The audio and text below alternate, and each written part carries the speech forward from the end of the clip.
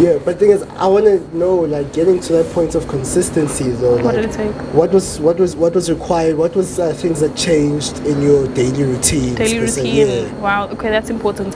So I started.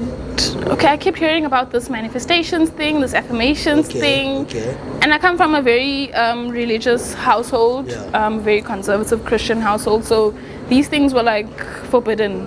But I'm like, okay, I'm reading these books and this is what they keep speaking about. Surely it must be working. And people that I looked up to were also like applying those concepts in their life, and then I saw it work out for them. So I'm like, okay, I have nothing to lose. Let me just start applying this. So I'd sit with my visions. I had a hard time achieving my goals. I used to procrastinate a lot. So I'm like, okay, every morning when I wake up, this is what I'm going to do. So I'd wake up.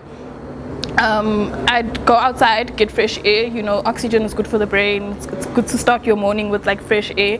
So yeah, I'd go outside, I'd look around, and I'd say to myself, okay, months from now, I don't want to be sitting in this situation.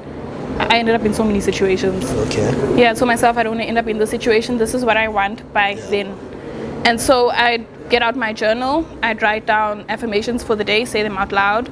After that, I'd meditate for about 5 minutes. I was still a newbie. 5 to 10 minutes, I'd time myself.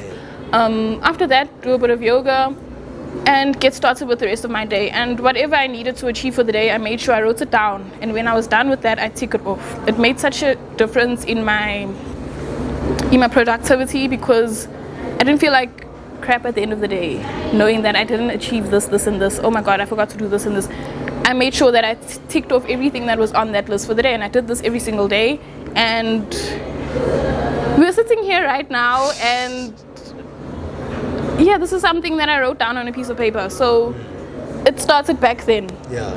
Since then, I've been consistent in just writing to myself, talking to myself about my thoughts, about my emotions. You know, if you're going to be doing a lot of self-development, you have to get in touch with yourself. How are you feeling when this and this happens? You need to constantly check in with yourself and make notes, write to yourself. It's good to write to yourself, because now when I look back at the stuff that I wrote in that book, I can see that I've come a long way.